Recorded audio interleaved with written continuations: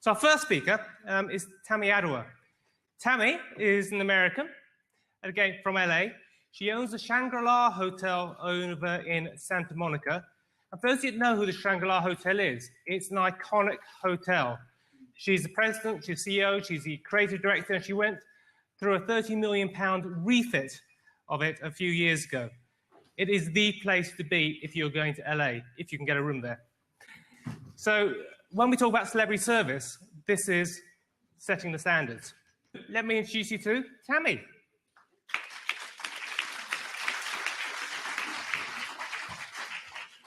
Hello, everybody. Thank you so much for coming. And it's lovely to be here in the Midlands, where it's nice and cold and away from the furnace of Los Angeles. I'm Tamie Adaya. I'm an art patron. I'm also the creative director and the CEO of the Hotel Shangri-La in Los Angeles. Here's some pictures to give you a clear image of where it's located. So that's the building, and I think I described it when I said it's where Art Deco meets mid-century modern, because it was built in 1939, and that's just at the crossroads. And this is what it's facing. And I don't know if any of you are familiar with this image, but this is Palisades Park or Ocean Avenue, where so many countless movies and films have been filmed. This is a view from the rooftop bar. This is the entrance to the hotel. And this is the original photo that Julius Schulman took at the start of his career in 1939 when the hotel first opened its doors. I'm very thankful that every day that I live in paradise, where a lot of movies are made and where the dreams are made of. The location is brilliant. The architectural bones are brilliant. And I just had to make sure that the design was brilliant and the service was brilliant too. So that's where I came in. My passion is social architecture. I love bringing people together. I love bringing people together from film and fashion and art and jewelry and music and design and business and tech and literature to orchestrate and inspire social and business exchanges. And I love seeing what I can instigate. And it's usually amazing, amazing things, that projects that come out of it. The hotel aside, I also beat the drums annually for the Brits in Hollywood by teaming up with Nigel Lithgow from Strictly Comes Dancing, and former British consul to the Los Angeles UK consul, Bob Pierce, who are both co-founders of Brit Week. Now, Brit Week is an annual event, which is a celebration of the creative fusion between the United States and the United Kingdom. I'm a sponsor and I host a series of events showcasing the creme de la creme of Britain's talent, which have included the fashion designers Julian McDonald and Zondra Rhodes, film director Phil Strongman, stately home owner James Perkins, milliners Pierce Atkinson and Niche Dulce, fine artists Matthew Stone and Kesh, models and artists Harriet Varney and Millie Brown. So I like to put a lot of interesting people together, and I like to showcase their talents in Los Angeles. I've also curated stages for Electric Daisy Carnival and Nocturnal for the world's largest dance music promoter called Insomniac, helping launch the careers of a lot of artists like Major Lazer and a lot of dubstep artists like Scream, Banga, Casper, and Resco. I don't know if you guys are familiar with any of them, and contributing to the rise of electronic dance music worldwide. I'm working on another vision at the moment, which is launching my own line of scarves and wallpapers, which I hope to launch next year. I am a serial entrepreneur and fortunate while growing up to have been taught by the very best, my late father. Our separate conversations always evolved around current events, business, and economics. And from the age of 3, 4, 5, that's what we talked about. That's what our lives were. And he was a true innovator, and he pioneered many business practices. And he had his successes mostly in the textile business and then also in real estate. He had the Midas touch. Everything he touched turned to gold. So in the 1950s, everyone bought natural fibers. People were into silks, cottons, wools, which is also what I'm into. But my father thought that the future was going to be in synthetics, And synthetics were coming out from Japan in post-World War II Japan. And so that's what he invested in. And he got exclusive distributorship from a lot of the Japanese companies. And we know what happened in the 60s and 70s. It was all about polyester and nylon, wasn't it? So it worked out really well for my dad. And then he carried those skills with him when he moved to the United States in '76. And he loved Santa Monica, and he fell in love with it.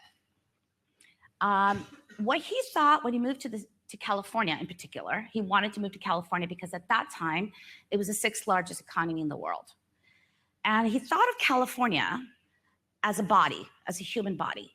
And he said, well, where do the arteries meet the veins? And the arteries were the freeways. And I don't know if any of you been to California? Raise hands. So quite a few of you have been. So you know the freeway system is quite sophisticated in California. So he thought of the arteries being the freeways, and he thought of the veins being the railroad lines. So he basically bought real estate right where the railway lines were crossing the freeways. And he was a pioneer in that, and he turned them into industrial. He built the most beautiful industrial spaces, warehouses. And because the locations were so brilliant and the warehouse was the state of the art, they were the first ones always to be rented out, and his warehouses made a killing as well. So again, he was ahead of the curve because people got into real estate. The real estate boom really started in the 80s, and he really got into start in '76. As you know, I mean, we love where we live, and it was a leisurely family walk with my mother and my father along Ocean Avenue when my father became impressed with the grandiose nature of the Hotel Shangri-La. He fell in love with the property, not just for its majesty, but also because it reminded him of his childhood days in colonial India, because India and Bombay had a lot of Art Deco buildings. Late one spring afternoon, curiosity got the better of him, and he entered the property and offered to buy it on the spot from the owner. And the owner refused, but my father never gave up. And over a period of many months, over a year, he kept accosting the owner in different ways. And I guess he found the right moment when the moment was right, and the owner agreed to sell. And I learned 3 things from that. That you can never really give up on your dream, that fortune favors the bold, and the worst that can happen is the answer is no. But if you don't put yourself out there, you're not going to get anywhere. So determination was something that my father had a lot of, and that's what I was taught. Because when we took over, we did a small renovation when my father bought it, and it was just enough that the hotel started sparkling a little bit. And we were lucky enough to have amazing patrons come through the door without even trying. We had John F. Kennedy Jr. coming, along with Bill Clinton, along with Randy Newman, who I don't know if you know, he did the video, I Love LA, I don't know. It was very, very appealing to the creative crowd because of the bones and the location.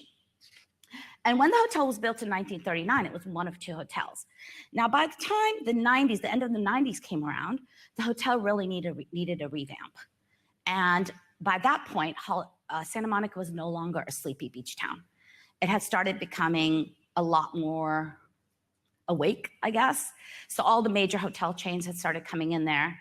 And I knew that the hotel needed a major renovation. It needed modern amenities, it needed new plumbing, it needed the roofing to be fixed, leaks, it needed new furniture, it needed all of that, but where to raise the money? So,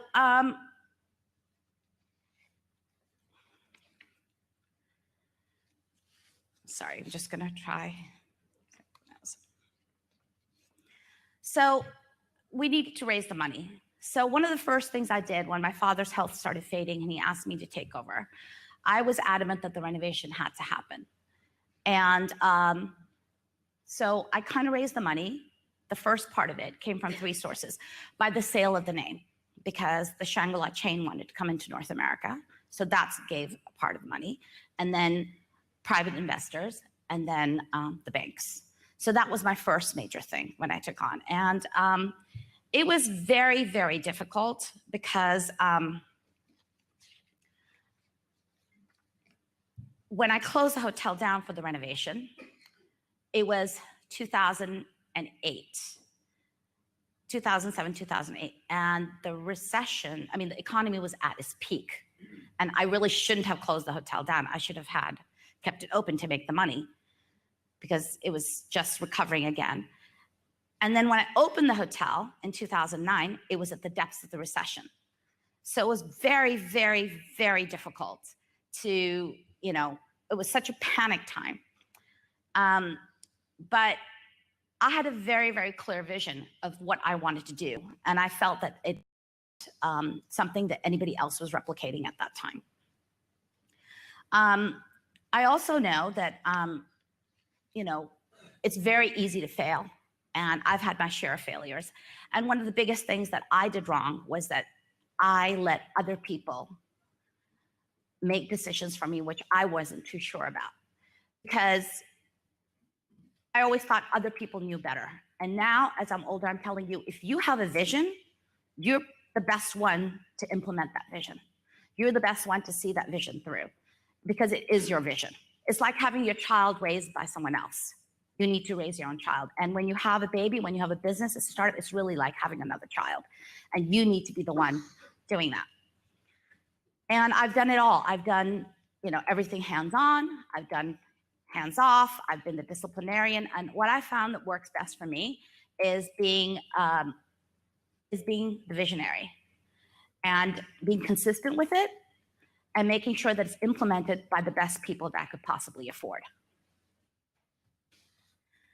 I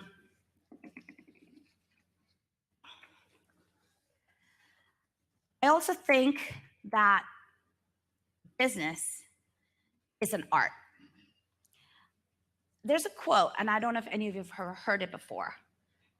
I'm going to say it's being good in business is the most fascinating kind of art. Making money is art, and working is art, and good business is the best art. Does anybody have any idea who said that quote? How many of you think it's Steve Jobs? Nobody. Bill Gates? Malcolm McLaren? Good, close. It's actually Andy Warhol. And it's not a coincidence because Andy Warhol was the first businessman in art. He did art on an industrial scale. And he basically was shameless about the fact that he loved money. People said, what should I paint? And people said, paint what you love. So what did he paint? He painted the dollar sign. From today onwards, I'd like all of you to consider yourselves as an artist. I'd like you to consider the importance of creativity in succeeding in business. And I'd like you to explore how creativity and business go hand in hand. So are you ready? Yes. So vision is really key to being an artist. When the hotel was passed to me, I had a very clear vision in mind. I had believed that the Hotel Shangri-La had given so much to so many people in the community for over 70 years that it was time for me to put something back into the hotel that had given so much to so many. And I wanted to preserve the architectural integrity of the hotel. But I also didn't want to turn it into a museum. Because while everybody loves to visit a museum, no one wants to spend the night in a museum, right? But I didn't want it to turn into another modern, ubiquitous hotel like a W. Not that there's anything wrong with it, but it wasn't my vision. So I thought to myself, well, what is it that I really want to create at the hotel? The things I thought about was I wanted to be, I had a few mandates for the hotel. Number one was to keep the architectural integrity of the hotel without turning it modern. Number two mandate was to have it be a place where a woman can reconcile her dichotomies. And I know that sounds really strange, and it was a little ahead of the time because now we're seeing so many people talking about women's issues and women's empowerment and what's happening right now. I don't know if you guys are familiar with the whole Weinstein saga that's unfolding in Hollywood and women coming forward. But when I was doing this hotel, I was in my late 30s, late 40s, and as a woman with children who was in a marriage, I wanted a place where a woman could go with her children and her husband and be able to do all the things she needs to do. If she wants to have business meetings, the space is available. If she wants to hang out by the pool with her kids and the kids play ping pong, that's available. If she wants to put the kids to bed and go up and have an amazing drink with her lover, I created the rooftop bar, the only open air rooftop bar in Santa Monica, by the way. If she wants to have an amazing experience sitting by herself and having a Zen experience, okay, so I said a room with a view is not enough. I'm gonna create tubs with a view. So most of the tubs overlook the ocean. So I really wanted to look at things mostly from a women's perspective, because I had this feeling that women were gaining more and more economic power, and that's why they were going to be making more and more decisions. And if I can keep the women happy, the boyfriends and the lovers will be happy, and the kids will be happy. So literally, that was the prism through which I thought that I wanted to do, how I wanted to design the hotel. Well, let me show you some of the slides so you can see what I've done. So this is the pool. Because the building was white, I wanted to have it be very bold, so I did black and white furniture. And I thought that also looked more, South Beach. I don't know if any of you have been to Miami, South Beach. And I also thought it looked very south of France and very off the era. But then I wanted to add color on, so we had a lot of beautiful greenery, but then I brought in hot pink towels and pink side tables. And I don't think you can see them, but at the end over there, there are actually rugs that are outdoor rugs made out of recycled plastic bottles. So, but they look like Persian rugs, but they're outdoor rugs, and they provide a little bit of warmth. And this is the lobby that I really did, and I created all the furniture because I couldn't find the furniture that I wanted for that space. I couldn't find it, so I said, okay, I'm gonna have to design it. So that's one of the other things I did. And then the rooms. I didn't want anything to interfere with the priceless ocean views, which are from every room. And I wanted that to be the focus of everything.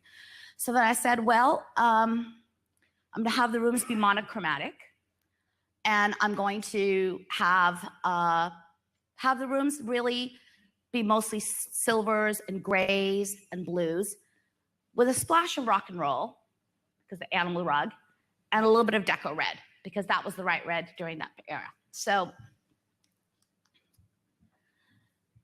some of the suites, the bathtub with a view. And this is our rock and roll suite, and you can see that's the whole balcony outside overlooking the ocean. And this is the rooftop bar. And that's an homage to mid-century modern and Paul Evans and Studio 54 and Clockwork Orange a little bit. I based the bar around the Lucite stools, the vintage Lucite stools that I bought. That were made in 1964. So that's that. It was sheer confidence and vision and total focus that got me through. Buffed and polished when I reopened, the hotel was ready to sail again. And the renovation was a roaring success with endless positive reviews and accolades and acclaim from the likes of the New York Times, Vogue magazine. We were also featured in Time magazine in their hotel issues, the 6 most important green hotels of the year. The Santa Monica Conservancy awarded me its Preservation Award for an exemplary restoration. I was also honored for my creativity and leadership and business acumen by the LA Business Journal. So within a year of reopening our doors, we were running at 91% occupancy all year round and profitable, which was unheard of for that time. And it was very validating for me when Governor Arnold Schwarzenegger had a 65th birthday party right when I opened at my place. And it was such an amazing feeling of pride and validation when the whole building was swarming with Secret Service. And the likes of Jerry Bruckheimer and the national head of the California Republican Party were all coming by. And it was completely unexpected when I was summoned by the governor to meet him. And I wasn't expecting that at all. And it was really, really made me really happy that he thought it was important enough to meet me and to tell me that I'd done a good job. So, it's little things like that that make you really happy. The other thing I wanted to talk about is that really you can reinvent yourself at any age. People are living longer. People are living healthier. And if you're not happy with what you're doing, you're going to live a shorter and unhappier life. And I don't think you're ever too old to reinvent yourself. I don't think very many people do the same career for life anymore. Those days are kind of over. And I think now people tend to reinvent themselves. I think it gives us more longevity and it gives us more joy and happiness.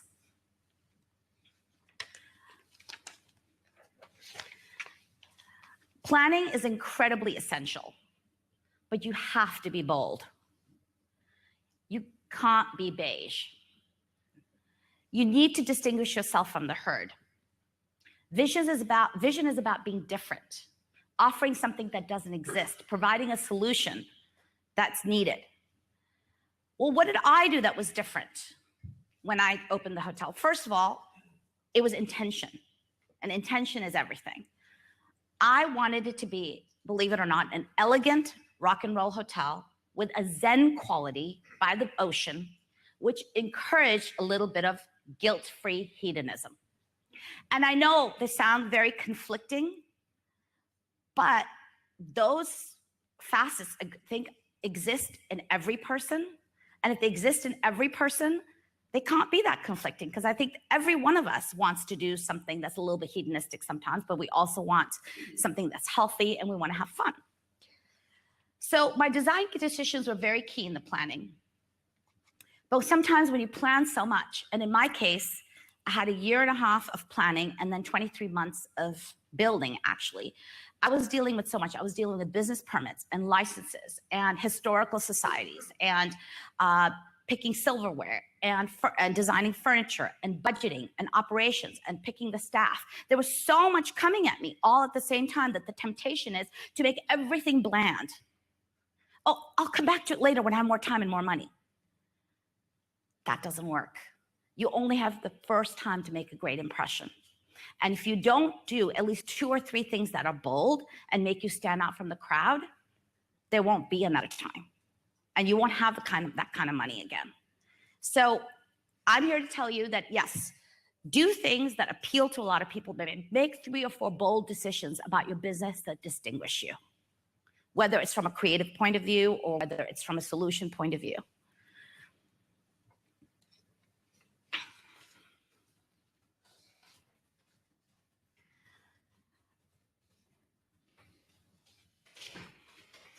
Don't waste your time networking until your product is perfect and you're proud. Everyone thinks, oh my God, I need to network. I need to network. I need to get out there. I need to talk to people. I need to tell them what I'm doing. Well, I'm here to tell you that no one's going to be interested just because you're networking. People are only interested if you have something they want. It's that simple. So make sure your product is great, be proud of it, and then when you do network, it's going to get somewhere. There are many commonalities between art and business. Art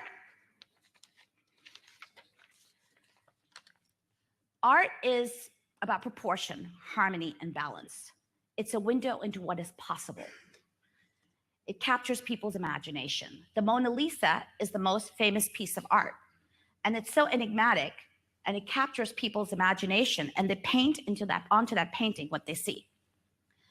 And a successful business captures people's imagination, and when it's providing solutions. Art is about balance and harmony.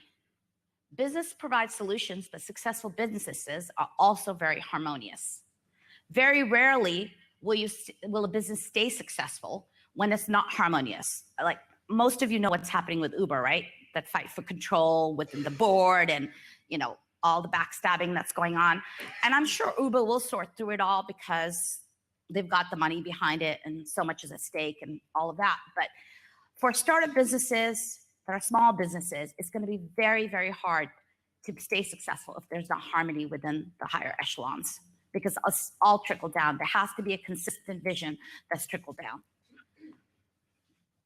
I think putting the right staff together is a work of art. Again, it's about balance and harmony. If you have, first of all, in my case, the general manager has to be a general. Really do, because things have to be done a certain way because it's a service industry. But then the people who are supporting him have to buy into the vision. You can't put a team together where it's all chiefs and no Indians.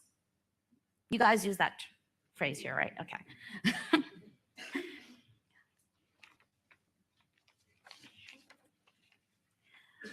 And I think putting the right team together really is a form of social alchemy and chemistry.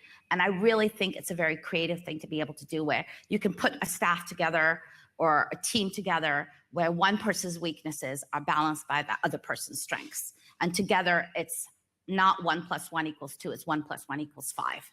And I think that's really creative as well. Staying ahead of the game, always know about the challenges that are going to be upcoming.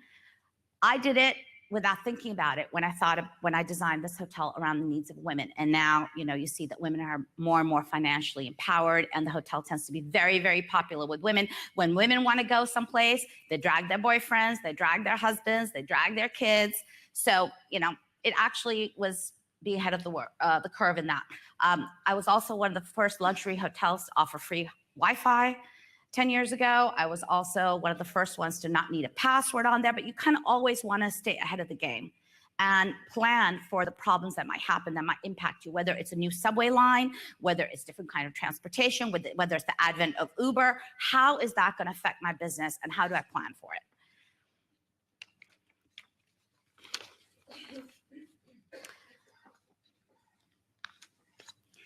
And then, of course, I think the key to having a successful business and maintaining a successful business is to find a healthy work-life balance.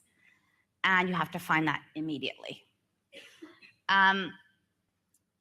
When the body is happy, the mind is happy. Make your life as smooth and as happy as you can.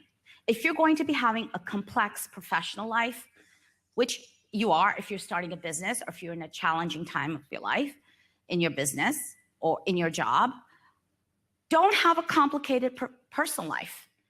Don't be having 5 lovers and planning on having 3 kids by 3 different men, or whatever. I mean, just try and stay really focused in your personal life. I mean, I know it's funny, but you'd be surprised how many people try to juggle everything at the same time. And if you don't have a supporting partner or a husband, if you're having trouble with your marriage, please don't start a business, because I guarantee you that's going to be a disaster. If you don't have a supportive partner, you need to sort out your marriage or your relationship or whatever before you embark on another challenge, because starting a business is like giving birth to another child. And it's going to take up all your time, maybe more than the children or the biological children than you already have. And if you're going to start a business and you have children, you have a supportive husband, then make sure you have the childcare, and make sure you have the backup for the childcare, and make sure that you have good relationships with the people around you who can support you, because you are going to need a lot of support.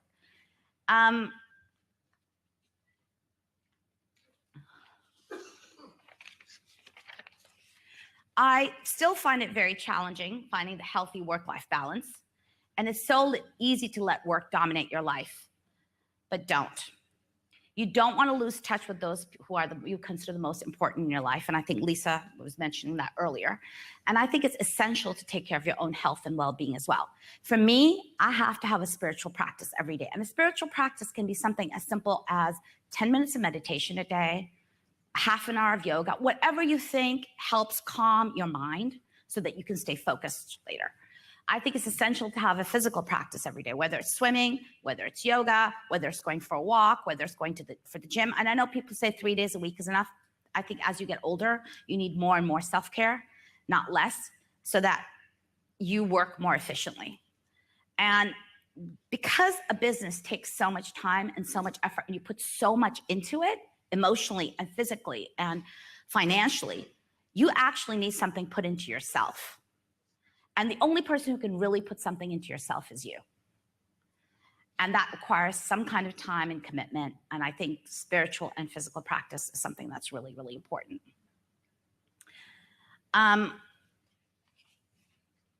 So I think just like, going back to art and business and creativity, the link between business and creativity is that both really go back to balance and harmony in the end. Brilliant.